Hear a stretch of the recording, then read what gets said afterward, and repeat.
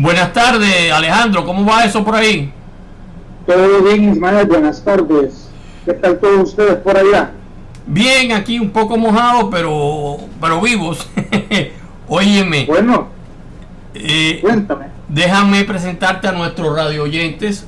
Hoy tenemos con nosotros a Alejandro Estrada, nacido en el año 82, que es un escritor salvadoreño, licenciado en diseño ambiental. Su primer libro fue Ariel y los sueños de papel, previo al inicio de sus primeras empresas de diseño. Entre el 2006 y 2007 Alejandro toma la decisión de convertirse en un empresario, por lo cual su libro descansa durante los próximos 7 años en su computadora, hasta el 2017, en el cual se vuelve una realidad y es publicado. Y déjame primero que nada preguntarte, Alejandro, ¿cómo fue que surgió tu libro Ariel y los sueños de papel? Bueno, previamente agradecerte, Ismael, el espacio, el tiempo y agradecerle a los radioescuchas el poder compartir un pedacito del universo de mi vida. Ariel nace precisamente luego de un proceso de introspección de 2 años, iniciado en el año 2004 y que vino a terminar a mediados del 2006, y precisamente existe un concurso de letras nuevas acá en el país en el que yo participo. Se nos pide que realicemos un cuento para niños o para adultos, y lo que hago yo es vertir en él todos aquellos conocimientos o conclusiones de vida, principios, un poco de filosofía, hábitos de vida, pero sobre todo el poder creer en uno mismo, el poder de la imaginación, el acompañamiento pues de las personas valiosas y los tesoros que nos da la vida por cuanto a los valores. Teniendo en ese entonces, si no me equivoco, 25 años, y el proceso de introspección había sido hasta cierto punto bastante profundo, entonces las conclusiones que el libro narra pudieron llegar a ser interpretadas hasta cierto punto como aquello que leemos en Juan Salvador Gaviota. Entonces hay algunas metáforas, hay algunas líneas que son un tanto abstractas como para un público enteramente infantil, pero yo creo mucho que la mente de un niño recibe esta información y esta hace eco en el futuro, y para eso está diseñado el libro, para cualquier emprendedor que quiere iniciar su proceso de introspección para poder descubrir sus talentos, descubrir sus habilidades, y al final de esto creer en uno mismo antes de crear algo o seguir tu vocación. En este caso, cuando yo escribí el libro, lo hice justo previo al inicio de las primeras empresas, como tú me comentabas, como tú me presentabas. Entonces, tal cual el libro queda guardado en la gaveta. El borrador, de hecho, lo tengo a mano porque fue escrito en una sola noche, en un total como de unas 22 páginas a lapicero, con tachones, borrones, un proceso muy enriquecedor, mucha catarsis de por medio. Y luego en el 2014 es que yo conozco a Natalia Escobar, quien es la ilustradora del libro. La conozco de manera coyuntural, dado que en las empresas anteriores pues a mí me tocaba realizar las entrevistas de los integrantes que iban a pasar, o de los candidatos, mejor dicho. Y Natalia, al presentarme su portafolio, me muestra la calidad de ilustración que ella podía realizar, y dado que no encontramos una vía final en la cual ella pudiera trabajar para la empresa, sí logramos descubrir el hecho de que podíamos trabajar en conjunto ya con el libro. Entonces le hice el ofrecimiento de poder ceder de participación patrimonial perpetua, y eso lo legalizamos en el 2014. Luego, participación con relación a las regalías que el libro pudiera producir en el futuro. Entonces es de agradecerle mucho a ella en su momento el haber creído en mí, creído en el libro, en mi historia y en el potencial, y darle figura, dado que ha sido ella quien escogió el tiempo en el que el libro se ilustra. Ella escogió la ropa, en las posturas de los personajes, entre otras cuestiones. Ella también elige la tonalidad pues de la narrativa y la cantidad de escenas que se iban a realizar. y para ello se tardó 2 años y medio más. Entonces, pues ella trabajaba en una empresa aquí en el país de diseño gráfico, y por lo tanto ella podía avanzar en el proyecto solo algunas pocas horas a la semana, y es por esto que se dilata un poco el tiempo, pero todo viene a bien, dado que justo en el año 2017, a finales, en diciembre, ella me hace entrega del libro en su versión ya final, ya diseñada, y casualmente yo había vivido durante ese año una reconstrucción empresarial, un renacer. Pues básicamente tocó renunciar por completo a todas las empresas que anteriormente había desarrollado, y el volver a comenzar es mucho de lo que el libro defiende, puesto que para poder tomar rienda de un nuevo comenzar, cuando ya gozaba hasta cierto punto de una gran comodidad en el manejo de las empresas anteriores, pues es esta renuncia y este nuevo saltar el que se me cumple. Y al leer el libro de vuelta me doy cuenta que es como si yo lo hubiera escrito para que yo lo leyera 10 años después. A eso yo le llamo una casualidad cuántica, porque sí creo mucho pues que la información es intangible y por tanto también es atemporal. Me gusta mucho poder compartir y creer que la conversación entre el autor y quien lee es precisamente una conversación en tiempo real. Me sucede cuando he leído otros libros de autores a los que admiro, libros que han marcado mi vida, pues de por sí está ya de sobra decirlo. Juan Salvador Gallota fue el libro que marcó mi vida, que casualmente el día de hoy, en una reunión que tuve en la mañana, pude verlo descansando sobre el escritorio de un cliente. Eso fue de verdad fascinante, dado que en este día que yo sabía que iba a tener esta entrevista, y dado que comprendo pues que uno tiene que explicar y de dónde viene, cuáles son sus inspiraciones, etcétera. Entonces, ver justo el libro, no solamente estoy hablando del libro como tal, sino que estoy hablando de exactamente el libro que yo tenía, con la portada que yo tenía, con la ilustración y la edición idéntica. Entonces, eso me llena de emoción, el corazón, el hecho de poder no solo creer, sino que practicar estas conexiones neuroplásticas que suceden entre aquellos que escribimos.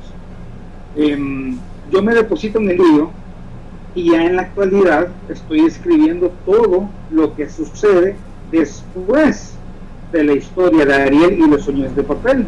En una de las paredes de la casa en donde yo viví durante 2 años, entre el 2015 y el 2017, dibujé un mapa completo de los sueños de papel, y en él comencé a incluir a muchos más personajes de los que podemos ver en la primera edición. Al día de hoy son cerca de 36 personas en total, y voy mezclando a diferentes personas, diferentes eventos y diferentes momentos en mi vida, en los cuales voy conociendo características muy particulares de una persona o un evento en específico que es un detonante de decisiones fundamentales de cambio o de crecimiento o de evolución, y las paso a hacer escenas en el libro. Entonces, por aquí tenemos ahora ya a un búho, que es un búho consejero. Tenemos ya a quien descubrimos quién finalmente sembró al sabio árbol que podemos leer en el libro de Ariel, y así voy generando diferentes lazos y conexiones que no precisamente siguen un orden cronológico. El libro está escrito en un orden cronoilógico. Me gusta decirlo así porque es un orden mágico. Precisamente al leer mucho de física cuántica y al leer mucho acerca de cómo funciona nuestro universo, o cómo creemos, o lo poco que sabemos del mismo, tiempo lineal, tiempo espiral o circular, pues tiene sus características, y creo que en ese sentido pues me puedo mover mucho más en cualquier época, tanto hacia atrás como hacia adelante, si lo queremos ver en una manera lineal casualmente, pero mucho de lo que yo voy escribiendo también son eventos que yo deseo que sucedan en el futuro. Una pregunta, Ariel y los sueños de papel, es un libro que tiene texto y tiene imágenes, ¿no? Correcto, sí. Y las imágenes son espectaculares. La meta es hacerlo llegar a la pantalla, y cuando lo digo ya en una entrevista así, es porque mi meta realmente es esa, es poder presentarlo a las entidades correspondientes que le puedan dar ya una animación total, ¿verdad? Siempre con las características que Natalia le depositó, pues las ilustraciones son realmente preciosas, y creo que ese mismo preciosismo es algo muy propio de un libro que puede trascender a ser más que una historia única. Y es por eso que en la pared que te comentaba, yo terminé dibujando un mapa que es mucho más extenso de lo que el libro describe. El libro está básicamente basado en un área, por decir algo, por dar un ejemplo, de 5 kilómetros cuadrados. No obstante, el mapa que he dibujado ya estamos hablando casi que de un planeta entero. y por lo mismo tienen muchas áreas distintas. Hay acantilados, tenemos montañas, tenemos desiertos, tenemos lagunas, volcanes, etcétera. Entonces se ha vuelto muy propio de una vida paralela en donde yo, de alguna manera, en el aburrimiento de la rutina empresarial, le voy dando forma y cabida a los diferentes proyectos que genero. Yo trabajo mucho en marca y desarrollo de proyectos comerciales, pero lo que hago es que le inyecto parte de esta alma literaria a cada uno de los proyectos, y la narrativa se puede leer entre líneas para aquel que se tome el tiempo de poder identificar los diferentes códigos que voy dejando en cada uno de los proyectos comerciales que he desarrollado. Al día de hoy serán quizás más de 300 proyectos, tal vez, y por lo mismo, pues, la cantidad de marcas que se ha desarrollado en mi estudio creativo en la actualidad, pues también ya es un número bastante elevado, es un portafolio que descansa precisamente en esos vínculos en los cuales casi que me dejo una parte de mi alma, se deja en cada proyecto y pasa a ser parte inherente de los sueños de papel.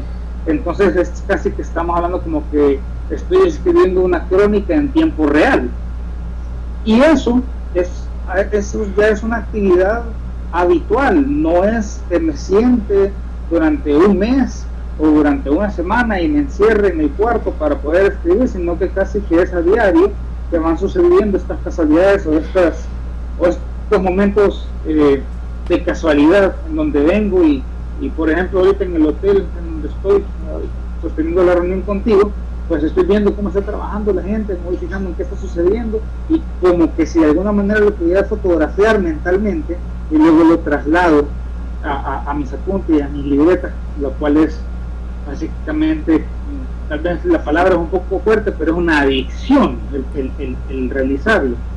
Muchas veces me veo perplejo ante el comportamiento de las personas, fascinado en cuáles son las cualidades tan distintas de cada una de las personas que habitamos, pues, y no tenemos que recorrer tanto como para poder encontrar diversidad y esa riqueza de cada una de las historias que cada persona tiene por contar. Tanto así es que he abierto un canal en YouTube que se llama Yellow Naked Lobster, significa langosta sin caparazón de color amarillo, y esto es la historia, o es un canal abierto para emprendedores para poder contar las diferentes historias de cada uno de ellos, y más importante aún, contar el qué es lo que sucede con una langosta cuando quiere crecer. Y esto es que la langosta tiene que quitarse su seguridad, su zona de confort, tiene que salirse de su caparazón para poder estirarse, y es ese mismo riesgo que corre el que hace que muchas de las langostas no resistan y mueran, o están expuestas a los depredadores que, dado que no tienen su protección, pues perecen. Pero solo aquellas que son unas langostas resistentes pueden lograrlo. Entonces, en alguna medida también eso está vinculado con el mismo sentido de emprendedor. Creo que en alguna de mis cualidades, en el ADN de mis características, habré sido peregrino en algún momento, o gitano, no lo sé, pero hay tanto de emprender y de caminar, tanto del recorrido por hablar, que es eso lo que me apasiona en primera instancia, no tanto así, sino que habiendo vivido precisamente un proceso de reconstrucción total empresarial, donde venía de tener un equipo de 36 colaboradores, pues a pasar a estar solo de vuelta, trabajando en una laptop, en un hotel, cambiándome de casa por cuestiones meramente financieras para volver a comenzar, pues una pregunta, Alejandro. Es decir, el libro, después de una serie de años, de 7 años, descansando en la computadora, vino a salir cuando la joven diseñadora te llevó las imágenes, ¿no?, de su diseño. ¿Cómo fue exactamente?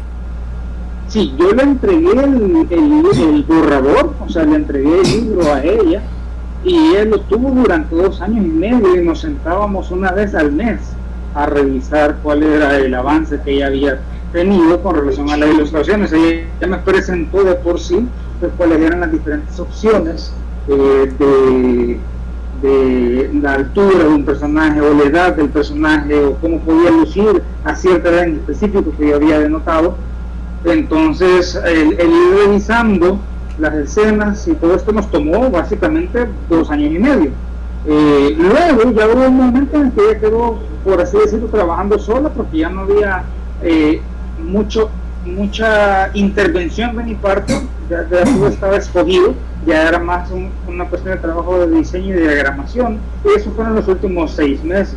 Ya finalmente, después de esos 6 meses, en diciembre, casi que de Navidad, es que ella me regala el libro de vuelta, me lo entrega, y justo pues yo tengo un hijo que cumple años el 17 de enero, y pues en buena hora lo alcanzo yo a entregar precisamente para esa fecha, porque mi meta era poder publicarlo precisamente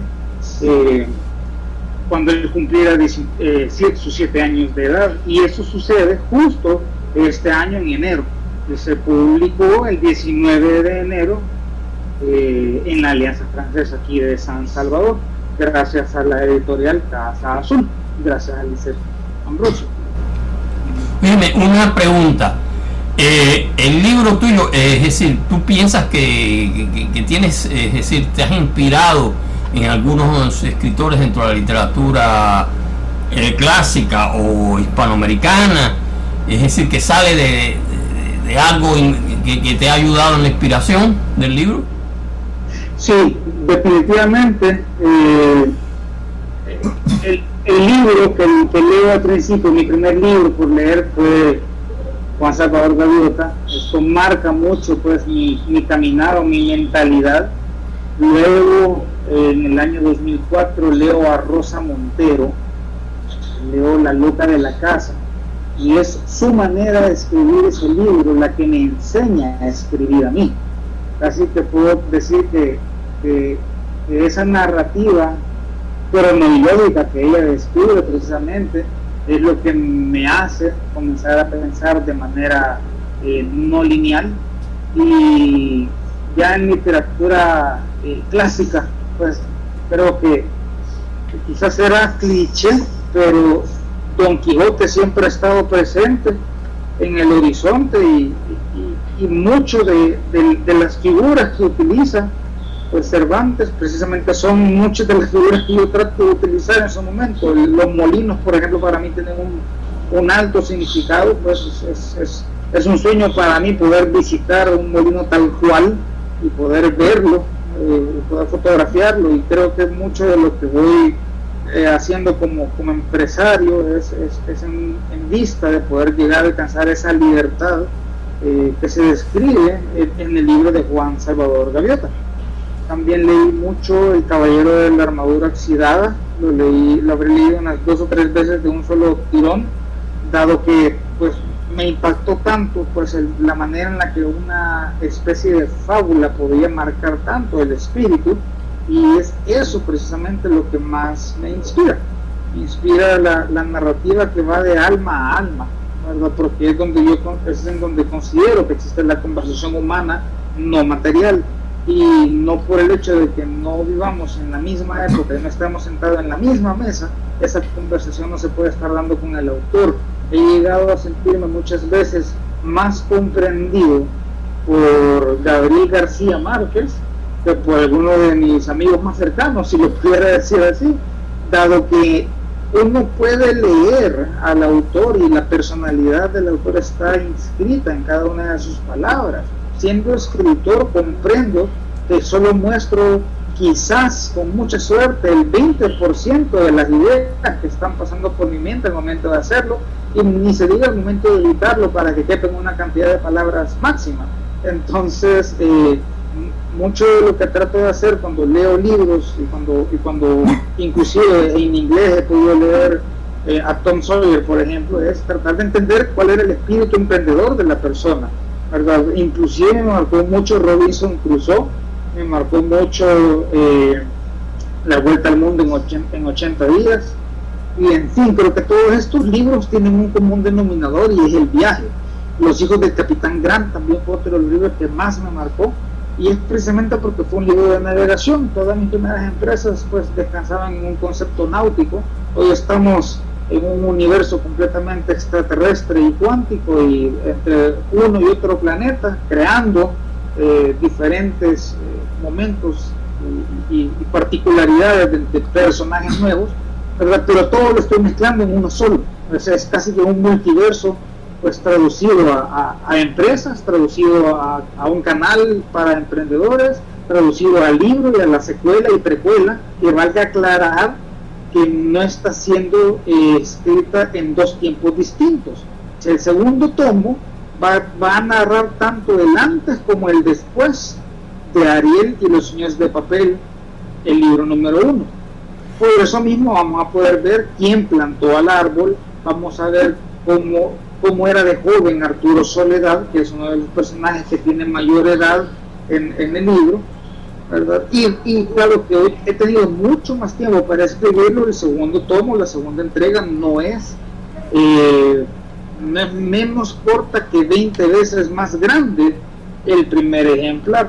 Entonces creo que ya se convertiría en una especie de novela lo que estaríamos presentando ya a mediados del próximo año. La meta sería que para mediados del 2020 ya pueda estar yo haciendo entrega después de la segunda edición. O sea, más o menos en un año y medio más o menos ya tienes la segunda edición de Ariel y los sueños de papel, ¿no? Sí, la meta fuera de verdad no pasarme del año 2020. Ahorita no.